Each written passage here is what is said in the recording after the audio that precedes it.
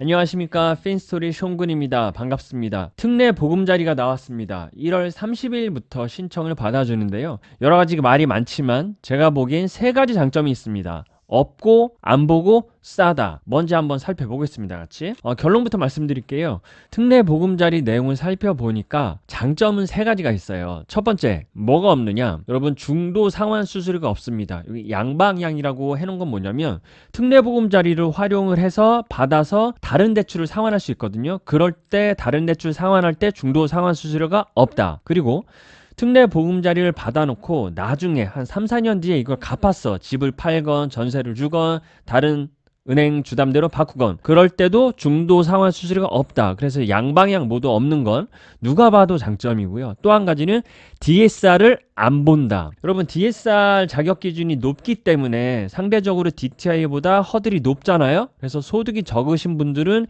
DSR이 적용되는 시중은행 주담대를 받으면 생각보다 대출이 많이 안 나와요. 그런데 우리 특례 보금자리는 DSR을 안 본다. 장점. 따라서 DTI만 보기 때문에 생각보다 소득이 적어도 시중은행 주담대보다는 대출한다고 많이 나옵니다. 명확히 장점이에요. 3번째 장점, 싸다. 요건 약간 아리까리 한데요. 장점이라고 생각했던 게 장기로 고정금리가 가능해요. 10년에서 50년 동안 고정금리인데, 그래서 고정금리가 몇 프로일 거냐. 지금 나와보니까 4% 중반이에요, 여러분. 5도 찍히긴 하는데 4% 중반. 이게 과연 낮은 금리냐? 그런 퀘스천 마크는 있단 말이에요. 하지만 현재 시점에서 지금 금리에서 놓고 보면 금리를 50년간 고정으로 해놓고 4%대 중후반에 잡아놓는 건 싼 건 맞습니다. 이렇게 3가지가 장점이라고 생각을 하고, 자 그러면 특례 보금자리 내용을 하나씩 살펴볼게요. 정책 모기지 우리는 잘 아시겠지만 저희 핀스토리 채널에서 3가지 상품만 계속 소개를 드리고 있는데, 디딤돌이 2023년부로 여러분 개정이 됐어요. 알고 계시죠? 개정이 된 내용은 제가 빨간색으로 표시를 해놨습니다.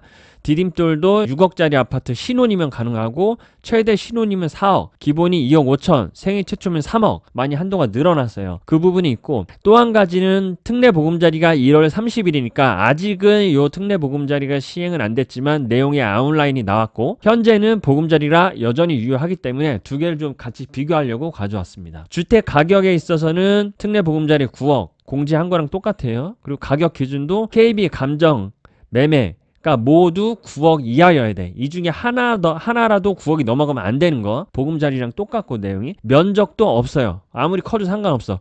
디딤돌만 면적 기준이 있고요. 기본 자격은 잘 보세요, 여러분. 디딤돌은 일단 내가 신청할 때 주택이 없어야 돼. 나 포함 아니라 모든 세대원이. 그리고 특례 보금자리는 뭐냐면 주택이 없는 사람도 가능해요. 없는 사람. 그런데 한 채가 있어도 돼. 한 채가 있을 때는 기존 아파트를 처분하는 조건으로 가능하고, 한 채가 있는 사람은 기존 아파트의 주담대가 금리가 높아서 상환할 때도 가능하고, 보존 용도라는 건 뭐냐면 집이 내 거예요. 소유권 이전 예전에 샀어. 1년 전, 2년 전, 3년 전에 샀어. 그런데 거기 내가 안 살고 딴 사람이 살아. 그건 뭐예요? 전세를 준 거잖아요. 그 전세 자금을 반환하는 용도로도 특례 보금자리를 1주택자들은 사용할 수 있어요. 그래서 정리하면 특례 보금자리는 집이 하나도 없는 사람, 무주택자하고 1주택까지 사용할 수 있다. 그리고 소득의 기준이 있습니다. 디딤돌은 금리가 낮기 때문에, 우리 제일 낮은 게 금리가 디딤돌 1.3이었어요. 금리가 낮기 때문에 소득이 너무 높으면 안 돼. 그런데 특례 보금자리는 소득 요건이 없어. 아무리 높아도 된단 말이에요. 우대형이라고 그래서, 특례 보금자리 우대형은 뭐냐면 금리를 좀 더 싸게 시작할 수가 있거든요. 금리가 더 낮거든요. 그러려면은 집 가격도 비싸면 안 되고 소득도 부부 합산으로 1억이 넘으면 안 돼. 나는 부부가 아닌데요, 싱글인데요, 그러면 싱글 소득만 보고,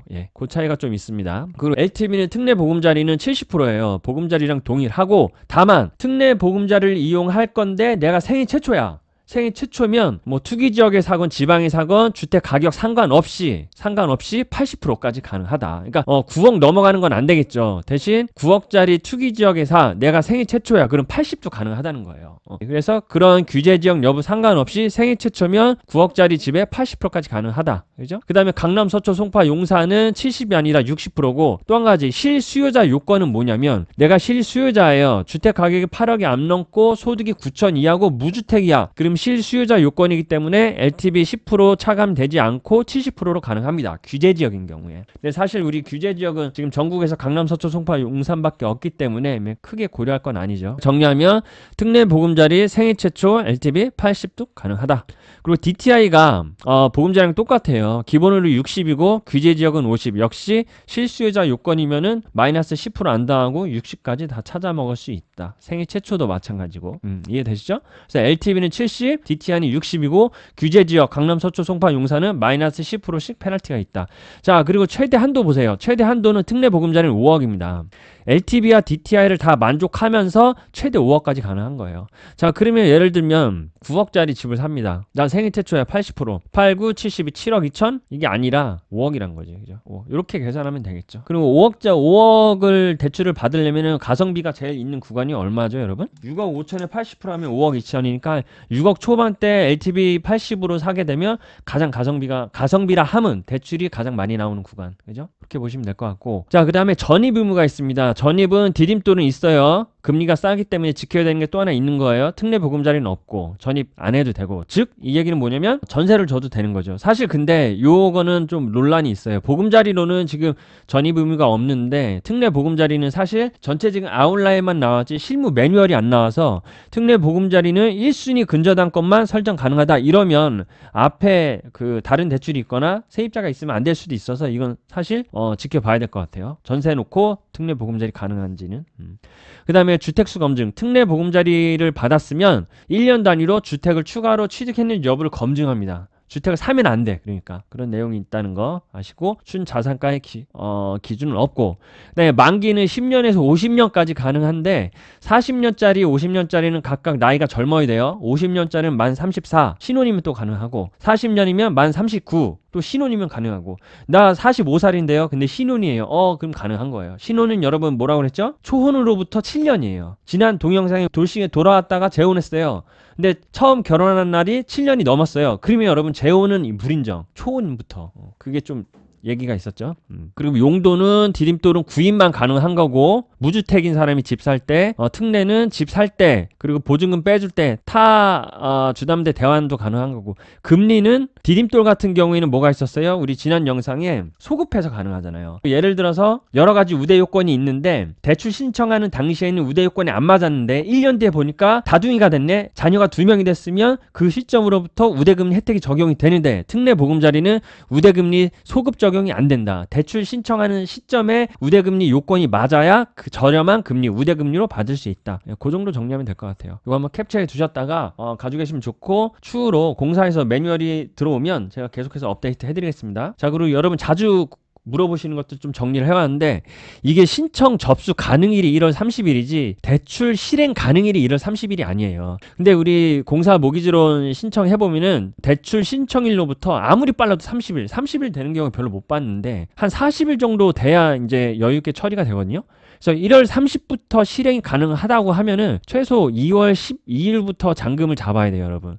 그래서 이미 여러분 잔금날이 내가 집을 샀는데 잔금이 2월 10일이 아니다. 한 달 뒤니까 3월 10일이겠네. 뭐 잔금이 2월 15일이야. 뭐 이러면 되게 촉박해서 어려울 수 있거든요. 그래서 이 내용을 보신 분들은 잔금을 좀 미루거나 언제를 미루냐면 제가 보기에 안전한 건 3월 10일 이후예요. 그때 밀어서 특례 보금자리를 쓰시면 좋겠다. 또 한 가지 이런 질문도 엄청 많이 하시는데 집을 사는데 디딤돌도 받고 보금자리로 특례 보금자리도 받을 수 있느냐, 이거 질문 되게 많이 하는데 이번에 공사에서 FAQ를 내놨어요. 두 상품의 요건을 모두 충족하면 된다. 그러니까 뭐냐면 우리가 이 두 개를 왜 많이 하려고 해요. 왜냐면 디딤돌이 이자가 낮잖아요. 특례 보금자리는 디딤돌에 비해서 높으니까 같이 섞어 먹으면 맛있으니까, 금리가 싸니까 이렇게 하는 거 아니에요. 그러려면은 디딤돌의 요건이 일단 되는 주택을 사야 돼. 디딤돌의 대출 요건이 되면 특례 보금자리 요건도 자동으로 되거든요. 왜냐면 디딤돌 대출의 요건은 주택 가격이 더 싸. 5억, 신혼이 6억, 이건 9억이니까.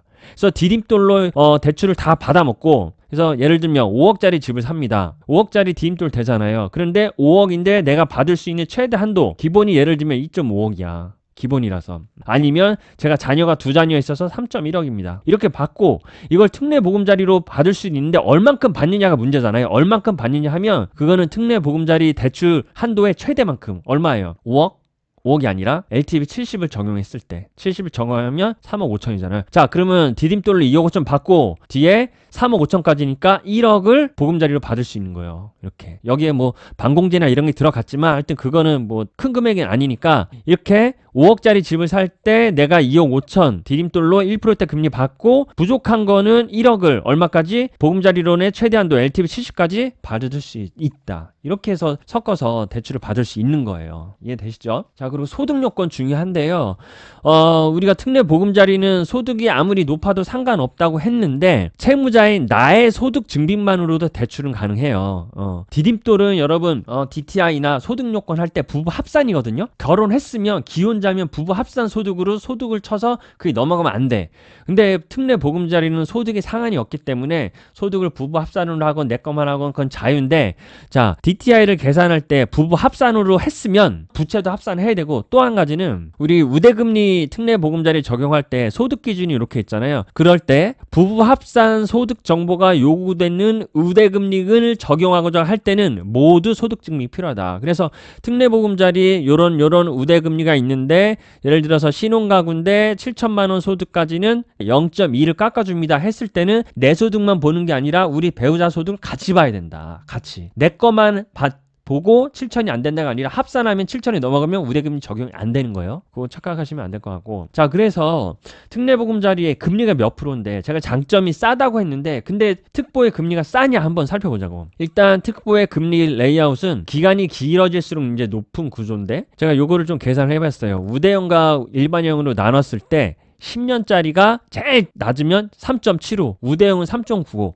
자, 이러면 진짜 싸요, 여러분. 그죠? 지금 왜냐면 시중은행 모기지 금리가 아무리 싸도 인터넷은행 제일 싼 게 4.79, K뱅크 제일 싼 게 4.79인데 10년짜리가 3.8이면은 1% 이상 싸니까 메리트 있다고. 그죠? 그런데 뒤로 가서 보면은 10년짜리 특례보금자리 상환하려고 하면 되게 빡시단 말이에요. 몇 배, 뭐 100만 원이 막 3, 400만 원 상환하니까 힘든데 대부분 그래서 한 50년 쓸 거란 말이에요, 다. 50년 하면은 최대가 얼마냐면 최저가 4.65, 4.75란 말이에요. 자, 이러면 우리 특보가 금리가 싼 건가 생각이 든단 말이에요. 왜냐면 이 시중은행 K뱅크 고정금리가 4.799, 국민은행도 5년짜리 고정금리가 4.8, 부산은행 4.8, 카카오 4.9란 말이에요.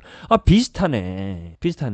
그래서 금리가 싸냐? 그런 문제가 있는 거예요. 얘네들은 물론 이제 DSR을 보기 때문에 내가 소득이 DSR을 했을 때는 대출 한도가 안 나와서 특보를 써야 돼. 그럼 어쩔 수 없지만 내 소득으로 시중은행 DSR도 뚫어버릴 수 있어. 그러면 고민이 되는 거지.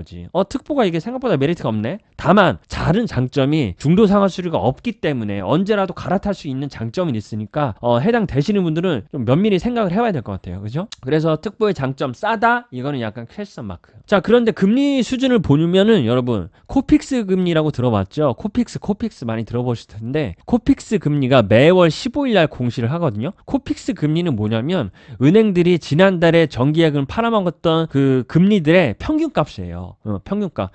지난달에 정기예금 판매했던 금리의 평균값이 이번 달 1월달, 그러니까 12월달에 정기예금 판매한 평균 금리가 1월달에 코픽스 금리로 정해지는데, 뭔가 그게 맞느냐 틀리냐 이런 말 하시면은 제가 말이 길어지니까 좀 줄여서 할게요. 간단하게 얘기하기 위해서.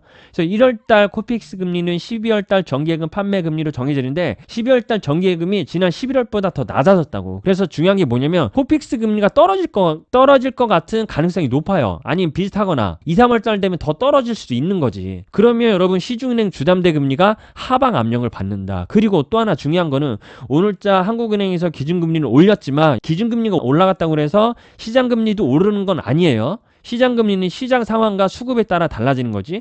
그래서 시장금리가 CD라는 시장금리가 있는데 그동안 주구장창 오르다가 자, 여기서 고원 현상을 보이다가 최근에 꺾였다고. 이게 4% 이상이 항상 가다가 1월달 들어서면서 3.8대로 내려왔단 말이에요. 이게 꺾였다는 게 되게 의미심장하거든요. 시장금리가 꺾이고 있어. 그럼 시장금리가 꺾이면 여러분 대출금리 떨어질 확률이 높죠. 대출금리가 떨어질 확률이 높으면 시중은행 주담대 금리도 떨어지니까 상대적으로 특보의 금리도 매력적이지 않을 구간이 더 많아진다는 거예요. 물론 특례 보금자리론을 보면은 매월 금리를 고시하게 돼 있어서 특례 보금자리도 떨어질 수도 있지만 지금 나온 금리 자체가 그렇게 매력적이지도 않다. 그래서 사실 특보가 무조건 맹목적으로 좋다 이렇게 말하기는 좀 어폐가 있다. 금리 면에서는 그런 말씀을 좀 드리고 싶었고, 또 한 가지. 자, 그러면 특례 보금자리 한도 최고가 5억인데 5억을 다 받으려면 내 소득이 얼마 있어야 돼? 궁금하시잖아요. 한번 계산을 해보니까 규제 지역은 DTI가 50이에요. 그랬을 때 대출금 5억 받을 때 DTI 50을 충족하는 연봉은 얼마냐면 5,800입니다. 대출금리 5%로 잡았고요. 대출 기간은 40년으로 잡았어요. 연봉이 5,800이면은 특보 5억을 다 받아요. 그리고 기존 부채가 전혀 없다고 전제했고. 자, 그리고 DTI가 60인 거는 규제 지역 외 다른 지역들인데 여기는 연봉이 똑같이 4,800. 연봉이 더 낮아도 되는 거지. 이렇게 좀 생각하시면 될 것 같아요. 이렇게 생각할 수도 있어요. 시중은행 주담대가 DSR을 보는데 내가 연봉 4,800이야. 거기는 5억까지 안 나오나? 안 나와. DSR 40이면 연봉 4,800이면은 제가 정확히 계산을 안 해봤는데 한 얼마 나올까? 6배 정도니까 한 6, 5, 30, 한 3억 왔다 갔다 할 것 같아요. 예, 누가 계산을 해보시면 여러분 여기다 댓글 좀 주시면 제가 좋아요 막 눌러드리겠습니다. 그러니까 DSR 40 기준으로 하게 되면은 3억 정도밖에 안 나오니까 특보가 메리트가 있는 거예요. 그래서 여러분 이게 내용이 어려우세요? 괜찮으세요? 이해가 되시면 좀 좋아요 좀 많이 눌러주시고 부탁드리겠습니다. 자, 여기까지 특보 내용을 좀 간략히 정리를 해봤습니다. 제가 요 표에는 그 필기를 안 했으니까 캡처하시기 좋으라고 좀 가져왔고요. 특례 보금자리가 이제 출시가 됐고 1월 30일부터 접수한다고 했는데 사실 현장에서는 실무 매뉴얼과 디테일한 게 나오질 않았어요. 그래서 공사의 홈페이지나 뭐 콜센터에 전화해 보시더라도 상담원분들이 정확하게 가이드가 어려운 게 사실이에요. 그렇지만 제가 좀 내용들을 취합을 하고 다른 창구를 통해서 알아본 내용으로 집약해서 말씀을 드렸으니까 특례보금자리로 필요하신 분들은 꼭 제 영상 보시면서 도움 받으시면 좋겠습니다. 2023년은 내 집 마련하기 정말 좋은 시기니까 우리 핀스토리 채널이 구독자분들하고 또 영상 봐주시는 분들하고 좋은 컨텐츠 도움되는 내용 만들도록 열심히 노력하겠습니다. 오늘도 들어주셔서 감사하고요. 좋아요, 구독과 알림 설정 부탁드리겠습니다. 감사합니다.